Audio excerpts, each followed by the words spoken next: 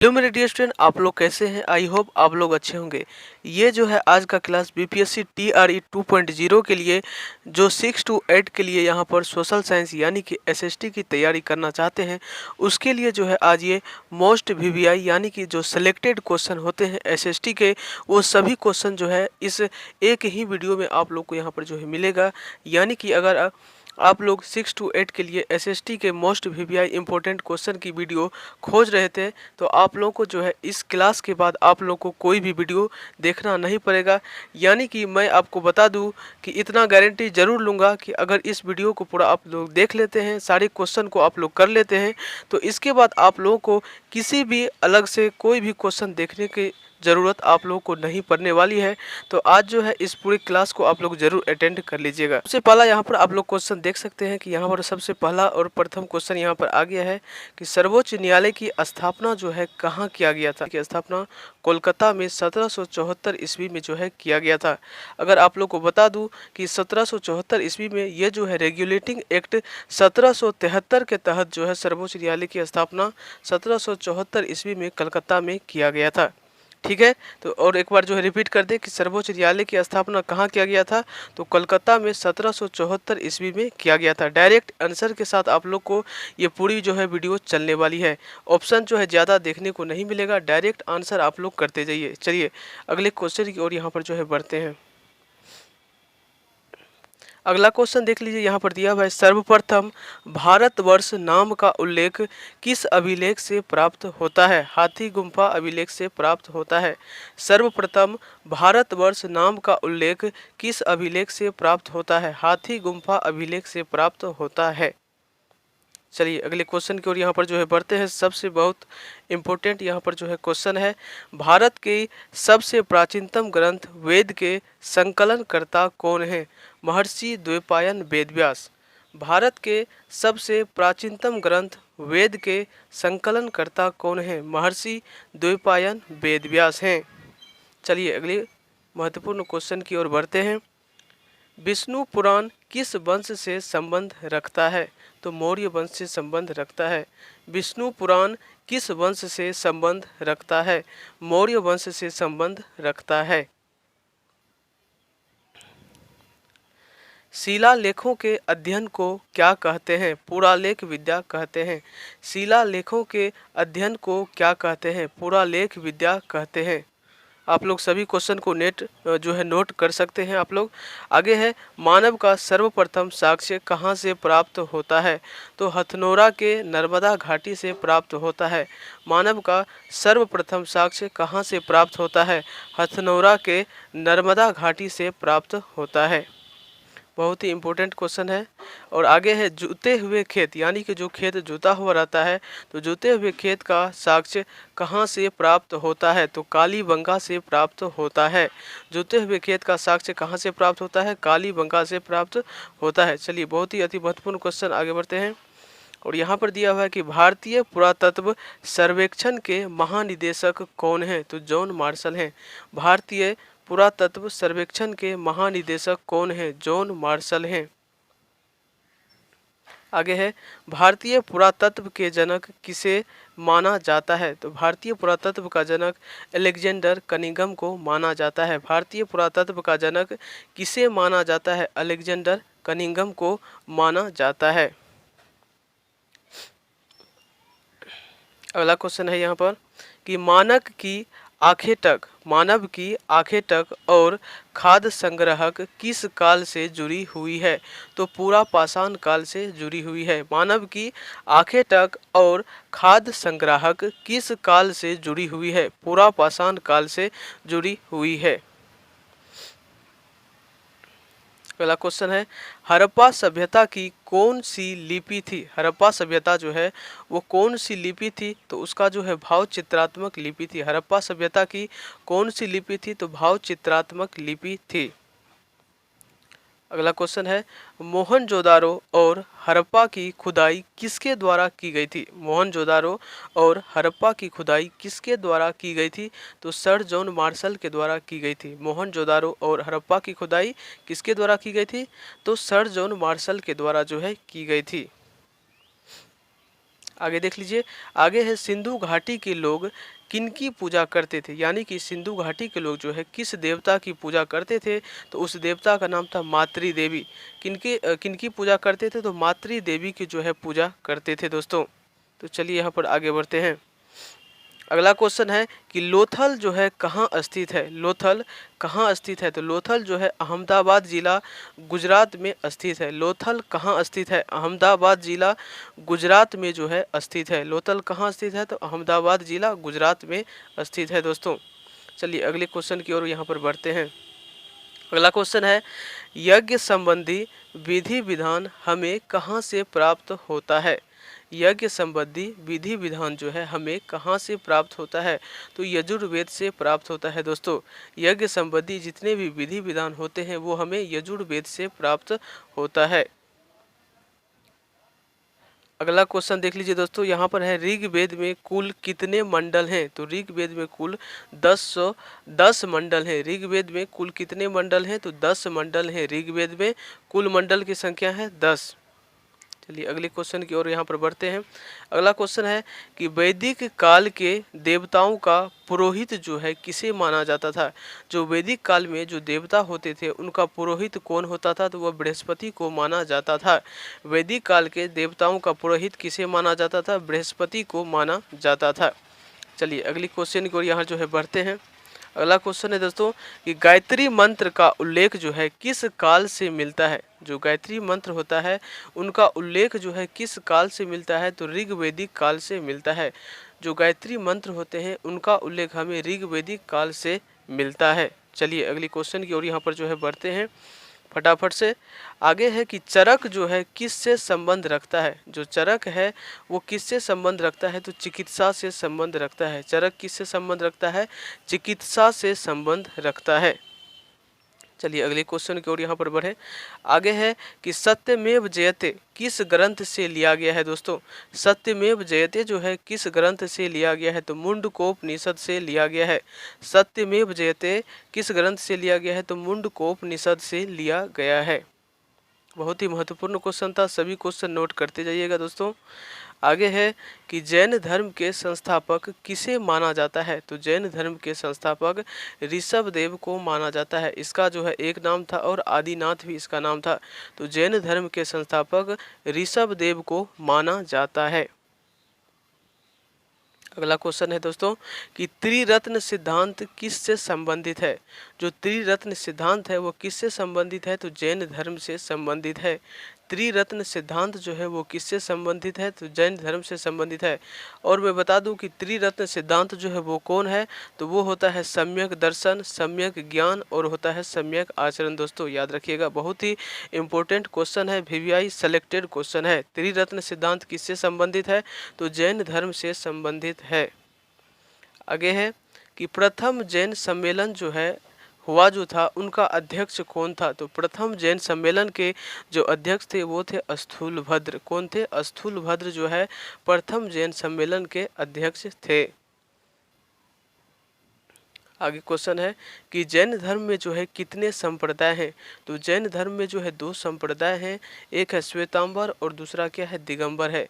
जैन धर्म में कितने संप्रदाय हैं, तो 2 संप्रदाय हैं, एक है श्वेतांबर और एक है दिगंबर। चलिए अगले क्वेश्चन की ओर बढ़े। अगला क्वेश्चन है कि श्वेतांबर के संस्थापक कौन है। पिछले ही क्वेश्चन में आप लोगों ने पढ़ा कि जैन धर्म के 2 संप्रदाय हैं, श्वेतांबर और दिगंबर। तो श्वेतांबर के संस्थापक कौन है, तो वो है स्थूलभद्र। श्वेतांबर के संस्थापक कौन कहलाते हैं, तो वो कहलाते हैं स्थूलभद्र। चलिए अगला क्वेश्चन देखते हैं। अगला क्वेश्चन है कि छोटा नागपुर पठार जो है वो किस प्रकार के पठार का उदाहरण है, तो वो है गुंबदकार पठार। छोटा नागपुर पठार किस प्रकार के पठार का उदाहरण है, तो वो है गुंबदकार पठार। अगला क्वेश्चन देख लेते हैं। अगला क्वेश्चन है कि संसार का छत किसे कहा जाता है, तो संसार का छत जो कहा जाता है वो कहा जाता है तिब्बत के पठार को। संसार का छत किसे कहा जाता है, तिब्बत के पठार को संसार का छत कहा जाता है। अगला क्वेश्चन है कि मृत घाटी क्यों प्रसिद्ध है। मृत घाटी जो है वो क्यों प्रसिद्ध है, अत्यधिक उष्णता के लिए मृत घाटी प्रसिद्ध है। मृत घाटी क्यों प्रसिद्ध है, अत्यधिक उष्णता के लिए मृत घाटी प्रसिद्ध है। अगला क्वेश्चन है दोस्तों, भारत के प्रथम महान्यायवादी कौन थे? भारत के प्रथम महान्यायवादी कौन थे? MC सीतलवार थे। भारत के प्रथम महान्यायवादी कौन थे? तो MC सीतलवार जो है भारत के प्रथम महान्यायवादी थे। अगला क्वेश्चन है, भारत का राष्ट्रपति किस अनुच्छेद में है? तो भारत के जो राष्ट्रपति है वो अनुच्छेद 52 में आते हैं। भारत का राष्ट्रपति किस अनुच्छेद में आते हैं? तो अनुच्छेद 52 में भारत का राष्ट्रपति आते हैं। अगला क्वेश्चन है दोस्तों कि लोकसभा और राज्यसभा के सर्वाधिक प्रतिनिधि किस राज्य में आते हैं? तो उत्तर प्रदेश से आते हैं। लोकसभा और राज्यसभा के जो सर्वाधिक प्रतिनिधि किस राज्य से आते हैं? तो उत्तर प्रदेश से सबसे अधिक जो है प्रतिनिधि आते हैं। अगला क्वेश्चन है, सर्वोच्च न्यायालय के न्यायाधीश की सेवानिवृत्ति कितने वर्ष की होती है? जो सर्वोच्च न्यायालय होते हैं उनके न्यायाधीश की जो सेवानिवृत्ति होती है वो 65 वर्ष का होता है। कितने वर्ष की होती है? तो 65 वर्ष की होती है। चलिए अगला क्वेश्चन देख लेते हैं। अगला क्वेश्चन है, राज्यपाल किसके प्रति उत्तरदायी होता है? राज्यपाल जो होता है वो किसके प्रति उत्तरदायी होता है? तो राष्ट्रपति के प्रति जो है उत्तरदायी होता है। राज्यपाल राष्ट्रपति के प्रति उत्तरदायी होता है। चलिए अगले क्वेश्चन को देख ले। आगे है, भारत के किस राज्य में सामान्य नागरिक संहिता लागू है? भारत के किस राज्य में सामान्य नागरिकता संहिता लागू है? तो वो है गोवा में। भारत के किस राज्य में सामान्य नागरिक संहिता लागू है? तो वो कहाँ है? तो वो है दोस्तों गोवा में। चलिए अगले क्वेश्चन को देख ले। अगला क्वेश्चन है, योजना आयोग के स्थापना कब हुई थी? योजना आयोग की स्थापना कब हुई थी? तो वो हुई थी 15 मार्च 1950 को। योजना आयोग की स्थापना कब हुई थी? 15 मार्च 1950 को योजना आयोग की स्थापना हुई थी। आगे है, नीति आयोग कौन सा निकाय है? तो नीति आयोग जो है वो गैर संवैधानिक निकाय है। नीति आयोग कौन सा निकाय है? तो नीति आयोग जो है वो गैर संवैधानिक निकाय है। अगला क्वेश्चन है दोस्तों यहाँ पर कि संघ लोक सेवा आयोग की प्रथम महिला अध्यक्ष कौन थी? संघ लोक सेवा आयोग की प्रथम महिला अध्यक्ष कौन थी? तो वो थी रोज मिलियन। संघ लोक सेवा आयोग की प्रथम महिला अध्यक्ष कौन थी? रोज मिलियन। पंचायती राज किस सूची का विषय है? राज्य सूची का। गांधी सागर बांध किस परियोजना का भाग है? गांधी सागर बांध किस परियोजना का भाग है? चंबल परियोजना। गांधी सागर बांध किस परियोजना का भाग है? चंबल परियोजना। दामोदर घाटी निगम की स्थापना किस वर्ष में हुई थी? दामोदर घाटी निगम की स्थापना किस वर्ष हुई थी? 1498 में हुई थी। दामोदर घाटी निगम की स्थापना किस वर्ष हुई थी? 1948 में हुई थी। दामोदर घाटी निगम की स्थापना किस वर्ष हुई थी? 1948 में जो है हुई थी। हीराकुंड बांध किस राज्य में स्थित है? उड़ीसा में है। हीराकुंड बांध किस राज्य में स्थित है? उड़ीसा में जो है स्थित है। हीराकुंड बांध उड़ीसा में स्थित है। अगला क्वेश्चन है दोस्तों, नागा अर्जुन सागर परियोजना किस नदी पर निर्मित है? कृष्णा नदी पर। नागा अर्जुन सागर परियोजना किस नदी पर निर्मित है? कृष्णा नदी पर जो है निर्मित है दोस्तों। अगला क्वेश्चन है, उत्तरी गोलार्ध का सबसे छोटा महाद्वीप कौन सा है? उत्तरी गोलार्ध का सबसे छोटा महाद्वीप कौन सा है? तो वो है यूरोप। वो कौन सा है? तो वो है यूरोप। वोल्गा नदी कहाँ गिरती है? वोल्गा नदी कहाँ गिरती है? तो वो गिरती है दोस्तों कैस्पियन सागर में। वोल्गा नदी कहाँ गिरती है? तो वो गिरती है कैस्पियन सागर में। मयूर सिंहासन पर बैठने वाला अंतिम मुगल बादशाह कौन था? मयूर सिंहासन पर बैठने वाला अंतिम मुगल बादशाह कौन था? मोहम्मद शाह। मयूर सिंहासन पर बैठने वाला जो अंतिम मुगल बादशाह था दोस्तों वो था मोहम्मद शाह। अखिल भारतीय दलित संघ की स्थापना किसने की थी? अखिल भारतीय दलित संघ की स्थापना किसने की थी? भीमराव अंबेडकर ने किया था। अखिल भारतीय दलित संघ की स्थापना किसने किया था? भीमराव अंबेडकर ने किया था। अगला क्वेश्चन है, गुलामगिरी पुस्तक के लेखक कौन थे? ज्योतिबा फूले थे। गुलामगिरी पुस्तक के लेखक कौन थे? ज्योतिबा फूले। गुलामगिरी पुस्तक के लेखक जो थे वो दोस्तों वो कौन थे? तो ज्योतिबा फूले थे। अगला है, किस समाज सुधारक को भारत का मार्टिन लूथर किंग कहा जाता है? तो दयानंद सरस्वती को कहा जाता है। किस समाज सुधारक को भारत का मार्टिन लूथर किंग कहा जाता है? दयानंद सरस्वती को कहा जाता है। गोरखपुर जिले में किस क्रांतिकारी को फांसी दिया गया था? राम प्रसाद बिस्मिल को। गोरखपुर जिले में किस क्रांतिकारी को फांसी दिया गया था? राम प्रसाद बिस्मिल को दिया गया था।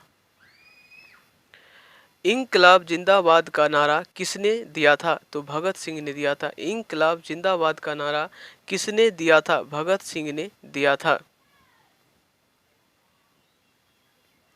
भारत में होम रूल लीग की अवधारणा किस देश से लिया गया है? भारत में होम रूल लीग की अवधारणा किस देश से लिया गया है? आयरलैंड से लिया गया है। कहाँ से लिया गया है? आयरलैंड से लिया गया है। चोरी चोरी घटना के समय महात्मा गांधी कहाँ थे? चोरी चोरी घटना के समय महात्मा गांधी कहाँ थे? बारदोली में थे। कहाँ थे? तो बारदोली में थे।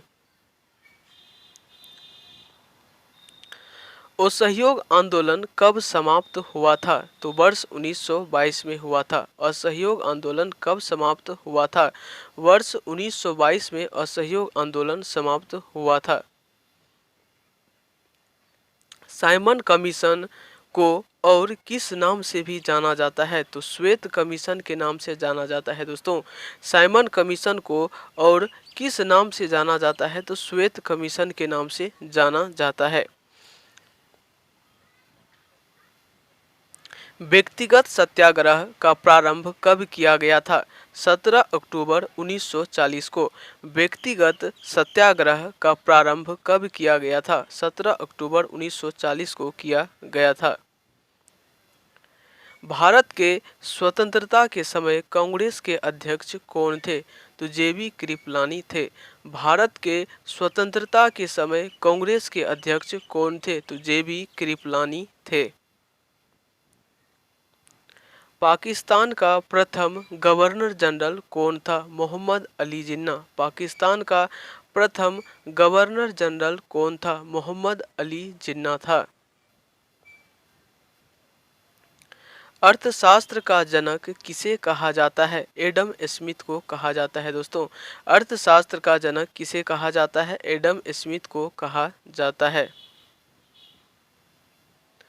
मानव विकास रिपोर्ट 2021-22 में किस देश का प्रथम स्थान है? तो स्विट्जरलैंड का प्रथम स्थान है।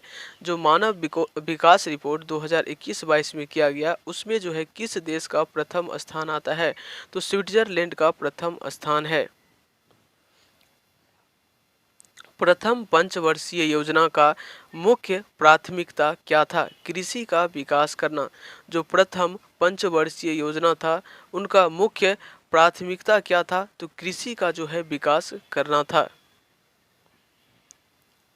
भारत में सर्वप्रथम कागजी मुद्रा की शुरुआत किस वर्ष की गई थी? 1862 में की गई थी। भारत में सर्वप्रथम कागजी मुद्रा की शुरुआत किस वर्ष की गई थी? 1862 में की गई थी। भारत में सिक्के जारी करने तथा नियंत्रण करने का कार्य कौन करता है? रिजर्व बैंक ऑफ इंडिया करता है। भारत में सिक्के जारी करने तथा नियंत्रण करने का कार्य कौन करता है? रिजर्व बैंक ऑफ इंडिया करता है। भारत के प्रथम पूर्णकालिक महिला वित्त मंत्री कौन है? तो वो है निर्मला सीतारमन। भारत के प्रथम पूर्णकालिक महिला वित्त मंत्री कौन है? निर्मला सीतारमन है। सत्यम समिति का संबंध किससे है? वस्त्र नीति से है। सत्यम समिति का संबंध किससे है? तो वो है वस्त्र नीति से है। भारत के सिलिकॉन घाटी की संज्ञा किसे प्रदान की गई है? भारत के सिलिकॉन घाटी की संज्ञा किसे प्रदान की गई है? बेंगलुरु को। भारत के सिलिकॉन घाटी की संज्ञा किसे प्रदान की गई है? तो बेंगलुरु को की गई है।